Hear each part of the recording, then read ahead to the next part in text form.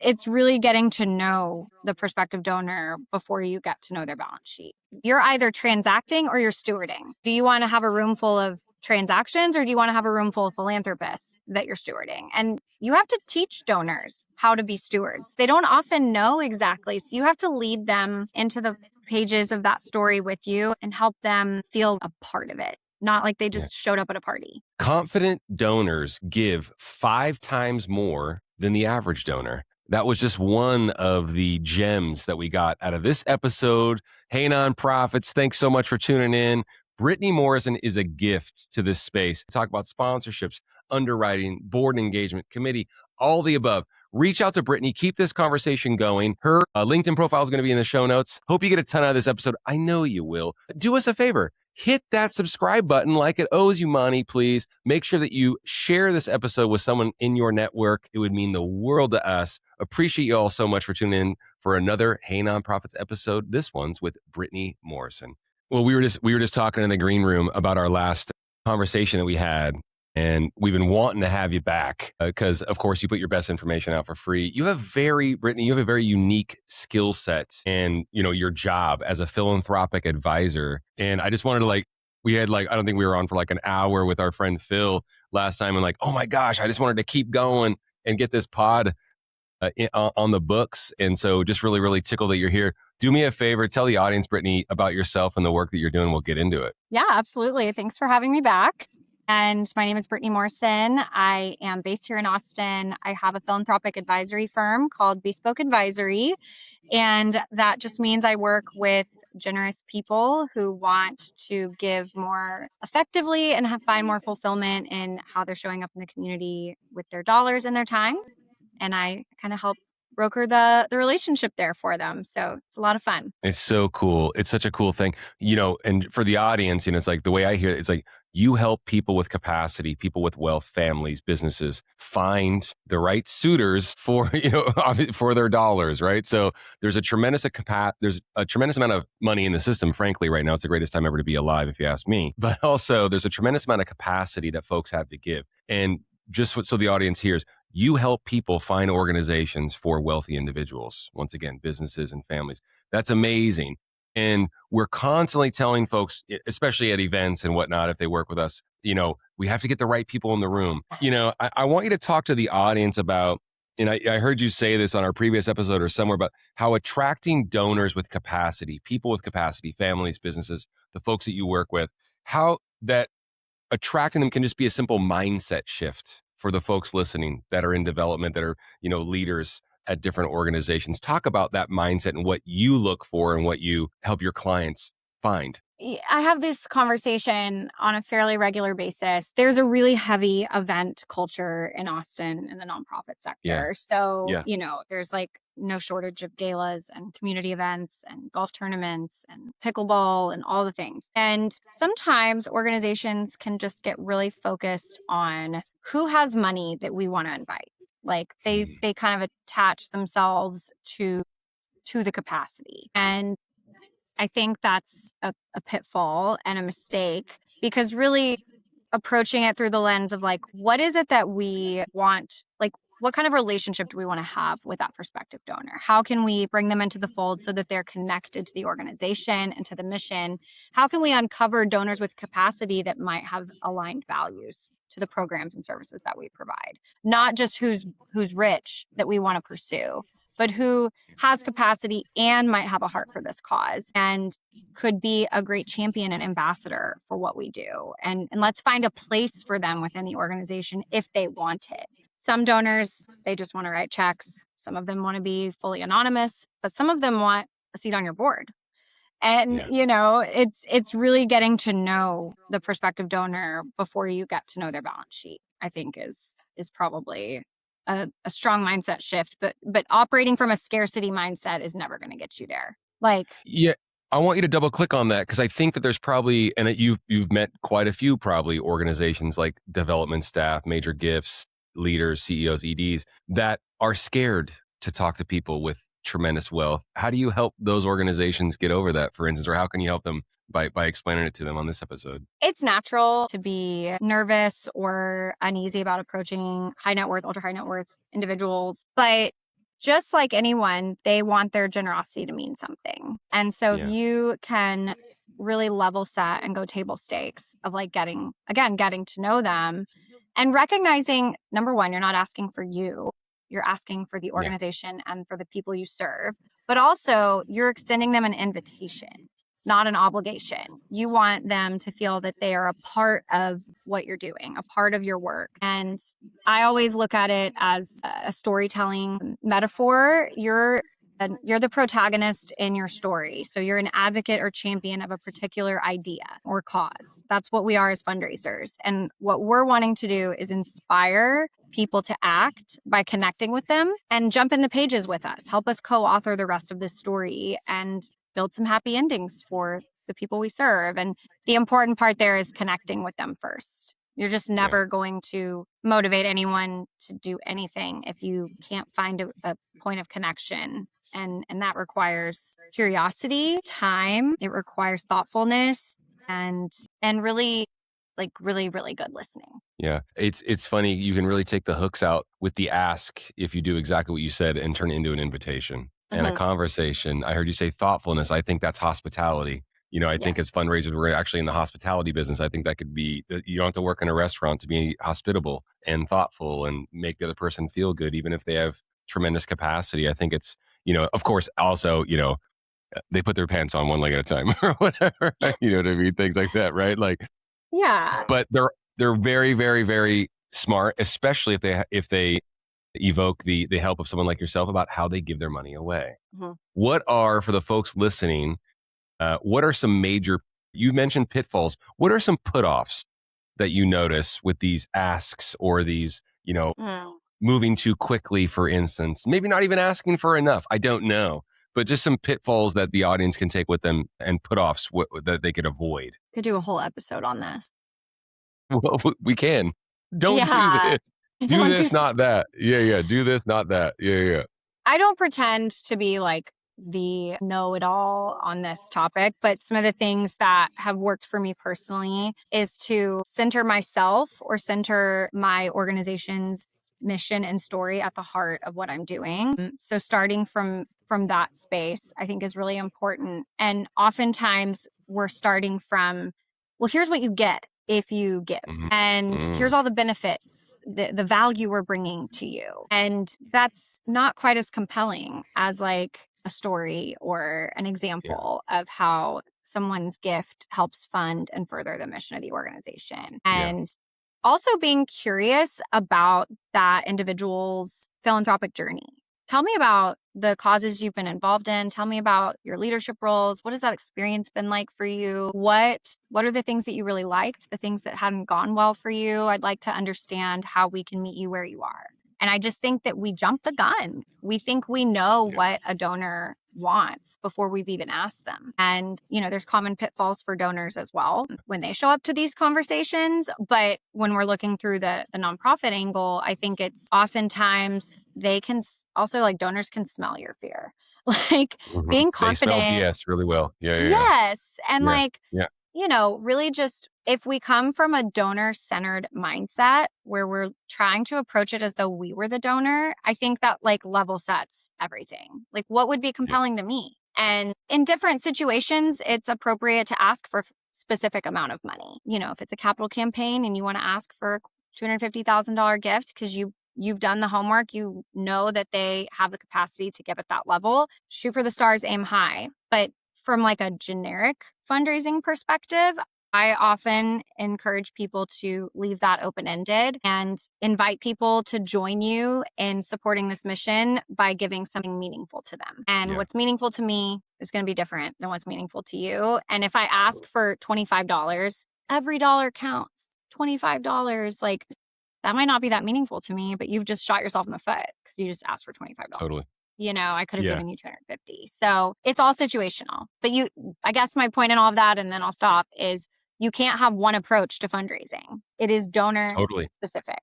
And think beyond the pages of your sponsor kit, please. 100%. I want to get into that as well. And also, what do you think about letting someone like that with capacity, when you get that meeting, know what the long-term plan is? Do you think that's a good idea? I hear this a lot. It's like, hey, this is what we plan on doing over the next, 12, 24, 36, and beyond months. Of course, it depends on the audience. If that person, if you don't think that, well, I don't really care what's going on in 3 years, let's talk about it right now. Fine. Okay. Then you don't need to go there necessarily. But I think a lot of folks that have capacity, that are thinking about these things analytically, would like to know a plan. What do you think about that? And I could be completely off. I feel like if you approach a donor the way you would approach having a conversation with me who's representing them, you'll get a lot farther because you know that I'm going to come ready with questions about the Yeah. organization, right? Yeah.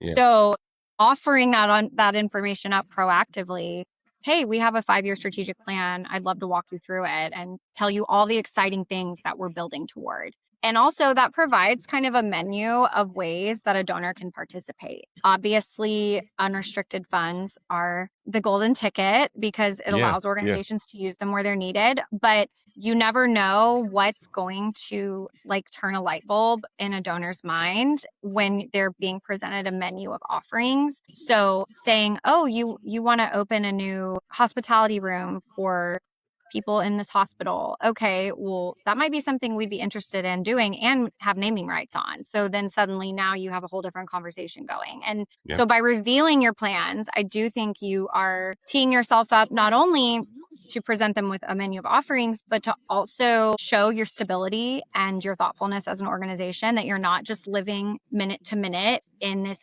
fundraising sprint, but that you are planning to run a full marathon and you're equipping yourself with all the training and tools necessary to go the distance. It's good. I think it's really, really good. You mentioned how event heavy your area is, right? And hey, events are popping up all the time in all areas, and they're not going anywhere. And I think there's a really thoughtful way you can go about them, for sure. Talk about the role that events play if done properly, and not just going, hey, they have a big checkbook. The role that events play in developing relationships with donors with capacity, with these folks that have capacity. How do you see the proper scenario how events play a role? They become a cracked door that you can then open.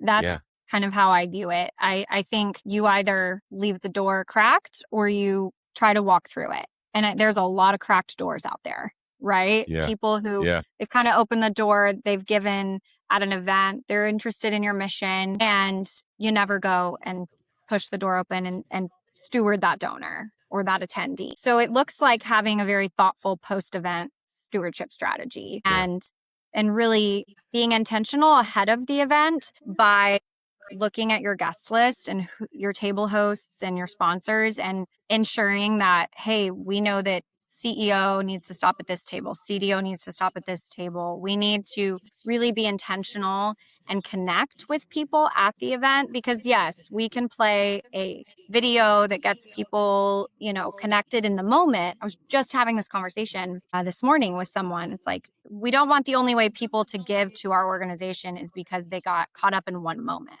We want them to continue giving to the organization because we're providing them the pathway to continue to lean into that. And honestly, it's like a teaser. It's like, oh, you thought that was great. Let me tell you about all the other things we do, because it's so much more than that. There's only so much we can fit into a 90-second video or, a 3-minute video, but there's, more we want to share with you. And I just think a lot of doors go very unopened following events. So when you do that, I think you meet the donor where they are and you come ready with, the approach of curiosity. How did you come into the event? What drew you to give? What specifically appealed to you about our mission? That gives you information and it allows you to expand the relationship, but that requires time and thoughtfulness.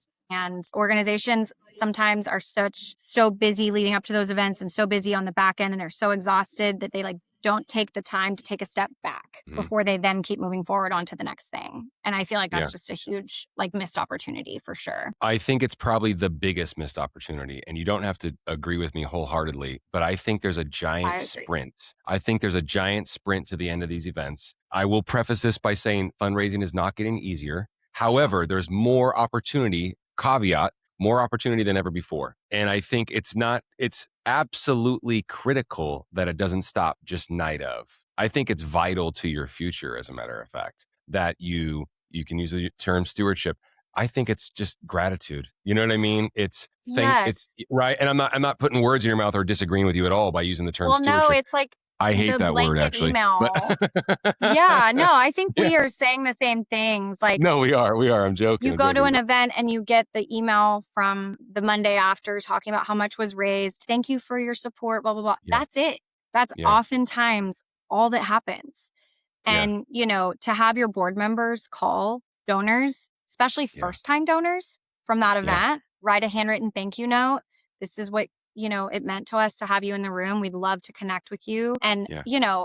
if every 1 out of 10 of those hits and you have an 800-person event, I mean, you're still having like a lot of success, right? Yeah. Absolutely. But I agree. Gratitude and, what makes you distinctive compared to all these other events? You just said it. Okay, that was my follow-up. It's like these folks are not going to just one event. Differentiation, my contention, one of my commandments is differentiation is stronger than competition. It's worked exceptionally well in our business. For us, I think likability can't be overstated. I think approachability, affability, all these personal traits that can be learned and taught. Some of them come very naturally to people, you know, but I'm gonna go ahead and tell you, like, no news is not good news. And these folks are going to a lot of events. And just talk about that differentiation piece, because you and I are lockstep on that. Massive, massive missed opportunity. Folks Yeah. are in your room, for you to be different. You can be the pink elephant in the room full of gray elephants, and it's really okay. And folks notice, because if you make them feel differently than they did at the other 9 events they went to that year, you are going to stand out. And that is, you're talking about that cracked door. That puppy's wide open now, right? You know what I mean? Talk about that, Brittany, because like I said, we're lockstep on that. Yeah, I think thinking beyond the gala, right? That's kind of where our Yeah, brains first go love to. it, I love go it. to probably like 10-ish galas a year. And by the way, gala season runs from like September to end of April. So that's a lot of galas in a very short time. So it's I like get I it. get this Yeah, like very kind of intense look at, okay, what's this like? There's yeah, also the golf tournament, there's the community events. And yeah. I think I just lost my train of thought It's on okay. Yeah.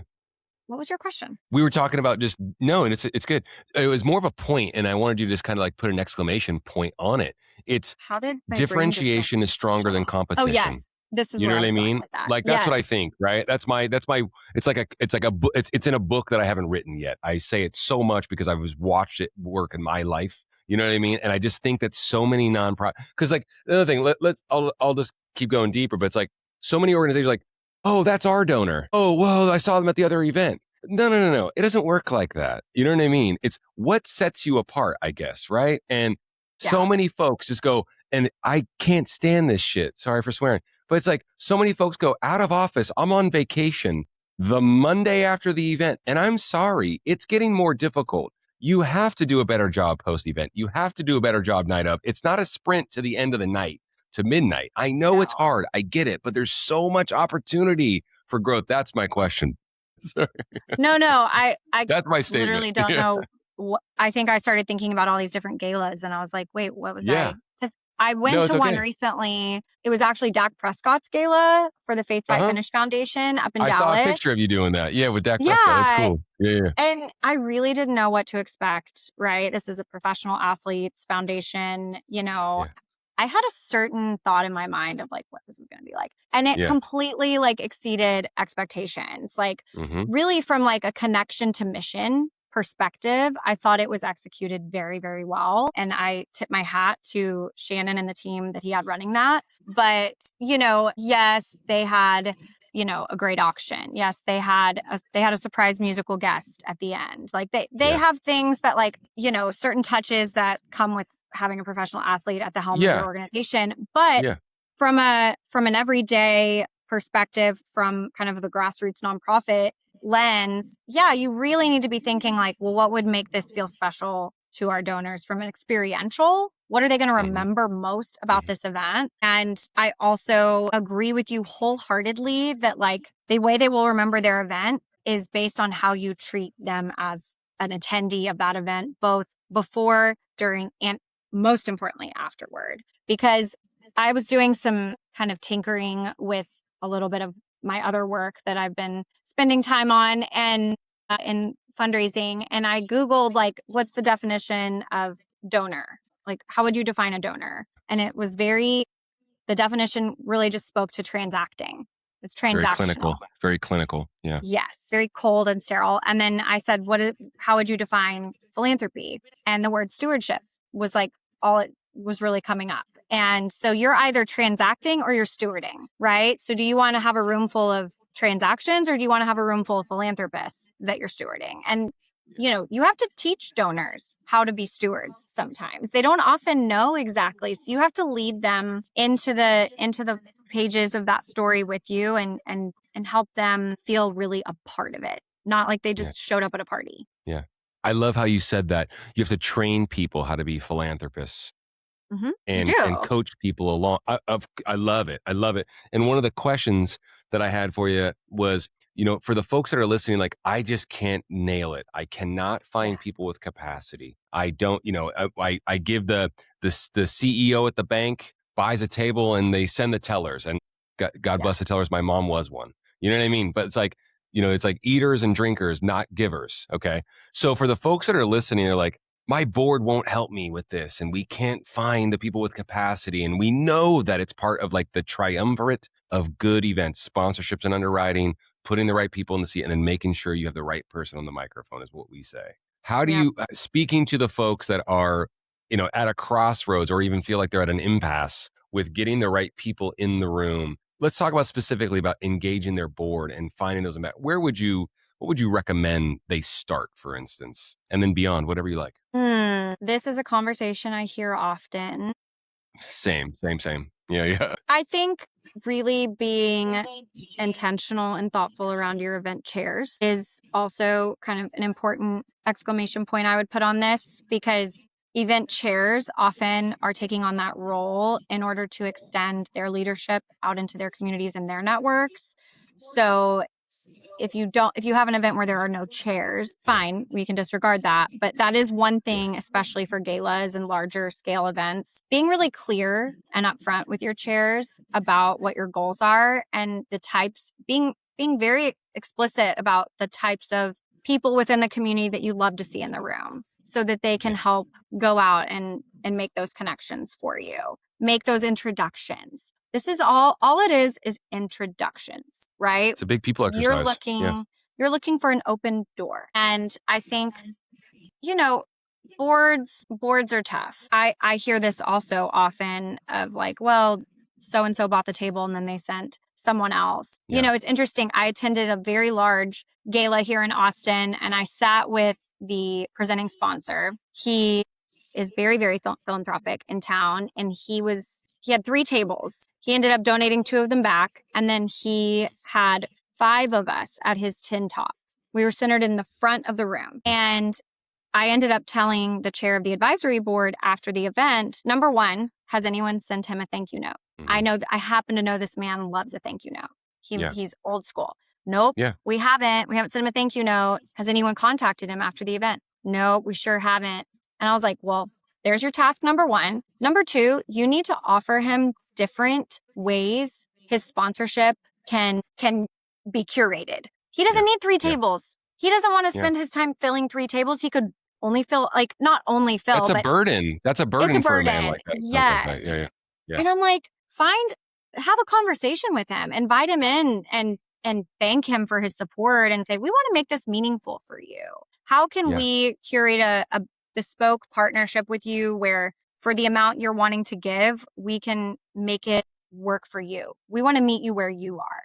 And I think that is how you get the right people in the room, whether it's all at one time or throughout a year. You meet people where they are. And, I don't know if I'm fully answering the direct question of like getting the right people in the room necessarily, you are. But I think that's a really often overlooked piece. And when I'm negotiating for one of my clients, their partnership with an organization, it doesn't fit in the pages of a sponsor kit. It's very tailored and customized to their goals and partnership with that organization. I love that part of our triumvirate. Now you've talked about the sponsorship packet a few times, right? And we're kind of like looking down our nose at it a little bit, right? Because it's too mundane. It's too mundane, and it's not flexible enough, and it doesn't fit the needs of the sponsor, of the person, the family, of the business well enough, is what we're identifying, and what you've identified if I'm hearing you correctly. And it's one of the it's the top thing. Sponsorships and underwriting is the top thing for a successful event in our eyes. Mhm.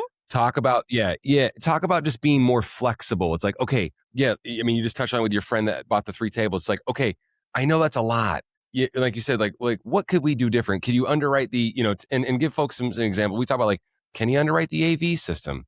Can he buy the can he be a technical sponsor? Can he be the, all these different things? Talk about some, maybe, because you go to so many events and you're in a really cool, you're in like a metropolis of events, being in Austin. There's a lot of great stuff going on there, and that so many people in the audience could learn from. But just different creative ways of how you could invite someone to be a part of the event without buying a table. Well, I mean, one of the things I often recommend is, you say you've been a presenting sponsor for XYZ event, for this one event. Well, how Yeah. about, instead of you getting 3 tables, we just provide marketing visibility for you throughout the year at all events. And you Come on can now. have 2 tickets if that's what you'd like, so that you're not Yeah. responsible for filling all these tables. And oh, Yeah. by the way, we'll invite you to our in-person, notable donor event, so Yeah. that you can hear VIP event. firsthand. Yeah. Yeah, Yeah. like, and they probably won't go because they go to lots of Yeah. events. They're invited to lots of Yeah. events. But what I Yeah. think is potentially, like, again, worth going back a step before we jump forward is, when you're having Please. an initial conversation with a prospective sponsor, it shouldn't Mhm. be like pushing the sponsor kit across the table. This is all the things that we have to offer you. It's Yeah. listening. It's asking Yeah. questions. Yes. What are you interested? What types of events are you interested? What types of goals do you have for this partnership? What are your employees passionate about? What are your children interested in? Okay, great. This has been a really wonderful conversation. Great getting to know you. I'd like to follow up with a customized proposal for how I see we could best engage with you and meet the needs of your organization or your family. Not even, yes, people want to see all the different events you have and all of that, but not necessarily in the form of a sponsor kit. It should be more of a Totally. conversational tool of, like, I'd love to show you all the different events we have throughout the year. And then you come back to them. It's a great follow-up mechanism. You're missing an opportunity to follow up by providing a sponsor kit up front, I think. So that would be my recommendation, is to get curious before you start making offers, and really meet the donor where you think they best fit. Yeah. Yeah. That creativity piece, that curious piece that you're talking about, I think that also lends itself well to that differentiation is stronger than Yeah. competition, again, you know what I mean? It's like they're probably not being approached the same way by a multitude of organizations. And I think that's super duper important, and such a great takeaway for folks. Yeah. Yeah, I'm very, very passionate about that. We're very passionate about coaching organizations that if they have a $25,000, or let's just let's say a $15,000 level sponsor year after year, that it's okay to ask for more. You have a very, Yes. very unique perspective. You're not necessarily, I'm not going to say you're sitting on the other side of the table, but it kind of sounds like you are, in a great way. And I mean that with the most respect. But what do you think about what we say? It's like, well, hey, listen, the mission needs it. You're going to send more kids with cancer to camp. All of these things. You've been getting 15,000. Of course, you have to have a compelling reason. But do you think that a lot of organizations fall short in asking for more year over year when everything costs more now and the expectation is greater? And folks that have capacity know that because they're living it exponentially with just like more zeros in their life, so to speak, and more people that depend on them. We're constantly nudging folks. Hey, if you've only asked for 15, let's swing for the fences. Let's ask for 25. Let's see where we land. Talk to the audience about that, about encouraging them, if you don't mind. Yes, yes, yes, yes. Always, always, Yeah.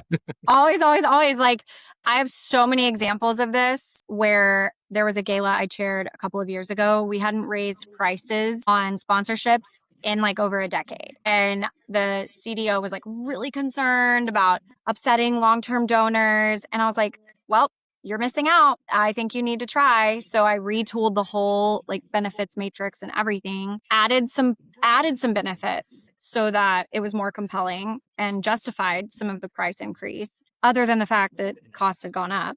Not a single ounce of disdain or negative feedback from a single donor. That same organization had been getting a certain amount from this big granting org here in Austin for years. And I said, you need to go and ask them for like twice that much, and tell Yeah. them what it's for, obviously, but like, put your package together and send it. They got the gift. Started consulting for a nonprofit 45 days ago, went through their corporate sponsor roster and how long each of them had been giving. And I was like, let's go over each organization, each company, and we're going to build a proposal for each company. And you're going to set a meeting with them and go in and ask for more.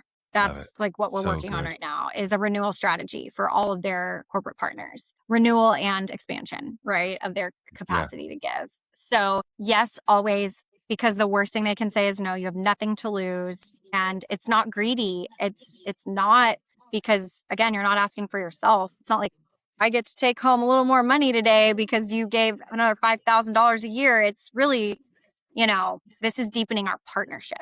That's the objective. How can we deepen and grow this partnership? We want to be more aligned with you, not we just want more of your money. I think it's so easy for folks to focus on. I know you know this, but what we see is, we need new people, new this, new that. They're right in front of you.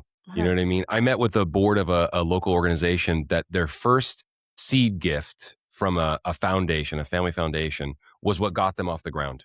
And this is, less than a handful of years ago. And they're like, yeah, come talk to us because we need to do a really good job, and we need to do a better job. Our board needs to do a better job about engaging new people because this and that. And I said, well, take me back to the beginning. You know what I mean? Tell me, how you guys got off the ground. Oh, that family foundation that got you going. They wrote you the first check. When was the last time you spoke to them? And the CEO said, the founder of the organization said, oh, it's been at least 2 years. I'm like, well, that's where you start. You know what I mean? They're right in front of you. And like you said, there's a lot of whatever you want. Invitation, deepening the relationship, deepening the partnership. These are your raving fans. These are your biggest fans. They're right there in front of you. And we fall victim to whatever, the fear, we need new, this, that, and the other thing, year end, giving to this and that. It's like the people are right in front of you. That's the thing. And they understand everything's gone up, So there's so many things working in our favor there. Hey, Brittany, amazing. They want to help. Please. Sorry. Yes, they do. They want to help. Yes. They want to be called when there's a need. And it's like poor funnel management at the end of the day. It's like every year you should touch every donor in some capacity. Every year. If a year goes by where you haven't spoken to a donor, you need to reevaluate your system personally. No question. Yeah. You don't need to add more people to the most powerful fundraising tool that you have. For folks listening, I'm holding up my phone. They're in there. Do you know what I mean? They're in there. They would love to get a call from you. Yes. And like you said, a lot of folks that have given you, written big checks would get upset if they found out that there was a need and you didn't communicate with them. They're an investor in your organization, which is also a synonym of company. They're an investor in your company. You know what I mean? So it's baffling to me how we don't realize it's right in front of us sometimes. I'm not saying it's easy, please, folks listening. I'm not saying it's easy, but it's not supposed to be. It's not supposed to be. Yeah. I certainly agree with you and underline that this is not easy. I'm currently fundraising right now for my own new venture, and it's very interesting to be in the fundraiser's shoes again. Get a little nervous, making this ask. Yeah. And so I want to underline that point as well. I don't expect anyone to do this with ease, but it's almost so common sense and practical that I'm not sure why it's so hard sometimes. It's just relationships and systems. It's good systems. Absolutely. Yeah. Hey, and speaking of nerves, it doesn't bemoan preparedness, but hey, when you're nervous, that means you care. That's what I say. So I think it's important to recognize nerves are okay. Do us a favor. We will, as mentioned, have ways for you to connect with Brittany offline. It'll be in the show notes. Don't go anywhere before you subscribe, of course. Follow the show. Send it to someone in your network. If anyone gets any, or if you get any value out of this, share it with someone that might get some value out of it too. And make sure that you thank Brittany. We appreciate you so much for coming, Brittany. And thanks everybody so much for tuning in. We'll see y'all next time.